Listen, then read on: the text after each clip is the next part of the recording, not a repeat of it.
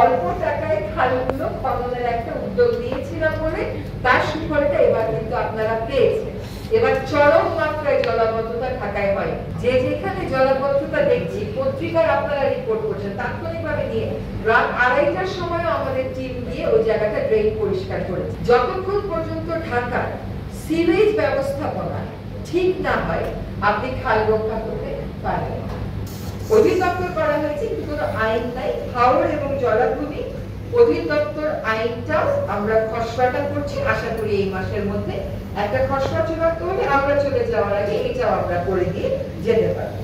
হাওরের তালিকাও সম্পূর্ণ করা হয়েছে, সুরক্ষা আদেশ দেওয়া হয়েছে এবং ওই হাওর এবং জলাভূমি অধিদপ্তরের কাজের মধ্যে হাওরের সীমানা নির্ধারণ, মৎস্য সম্পদ রক্ষা, এই সমস্ত কিছুই অন্তর্ভুক্ত হবে।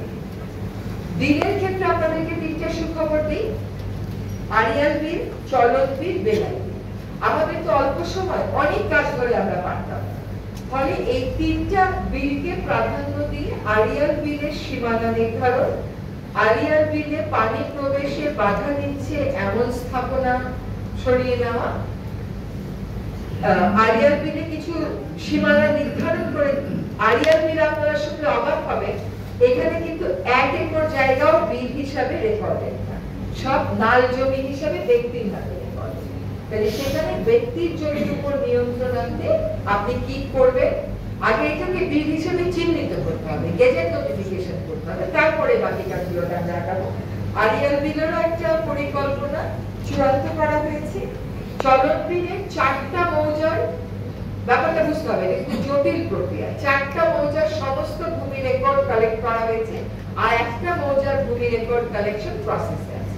এইটা হলে চলন বিলেরও সুরক্ষা আদেশের মাধ্যমে আমরা সীমানা চিহ্নিত করে দিয়ে চলন বিলে যেন আর ভরাট না হয় সেটা নিশ্চিত করা হবে। এবার আসেন বেলাই বিলে। দুঃখিত, আমি এটা বেলাই বিলের কথা বললাম, যেটা 4টা মৌজা। আর চলন বিলে আমরা একটা প্রকল্প সিজিআইএস বাস্তবায়ন করছি। সেখানে আমাদের চলন বিল রক্ষা আন্দোলনের যে মিজান ভাই, তার সাথে কথা বলে ফাইনাল প্রপোজাল করা হয়েছে, চলন বিলের কাজটা শুরু হয়ে গেছে। এবার ঢাকা জলাশয়ের কথা বলি, but before I get into ইট, এবার কিন্তু আমরা জলবায়ু পরিবর্তন ট্রাস্ট ফান্ড থেকে ঢাকা ডিসি কে, আমার ঠিক এই মুহূর্তে এক্সাক্ট নাম্বারটা মনে নেই, বাট 40টা মতন পুকুর উদ্ধারে টাকা দিয়েছি। 40টা মতন পুকুর উদ্ধারে টাকা দিয়েছি ঢাকার জেলা প্রশাসনকে জলবায়ু পরিবর্তন ট্রাস্ট ফান্ডের অধীনে। ঢাকার খালগুলো আমি দায়িত্ব নিই, ব্লু নেটওয়ার্কের মাধ্যমে খালগুলো পুনর্খননের কাজ হাতে নেই। এই জন্য আন্তঃমন্ত্রণালয়, আন্তঃসংস্থা এজেন্সি হয়, তারা কর্মপরিকল্পনা চূড়ান্ত করে এবং অল্প টাকায়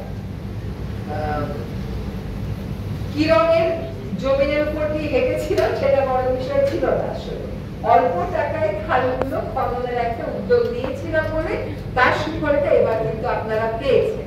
এবার চরম মাত্রায় জলাবদ্ধতা ঢাকায় হয়।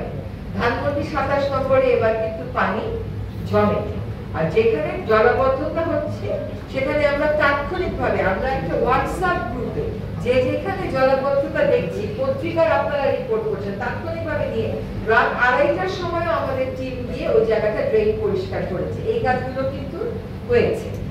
এখন এই ব্লু নেটওয়ার্কের যে পরিকল্পনা ওয়ার্ল্ড ব্যাংকের সাথে আমরা চূড়ান্ত করছি, সেখানে 5টা নদী এবং 40টা খালের ব্যাপারে কাজ থাকবে।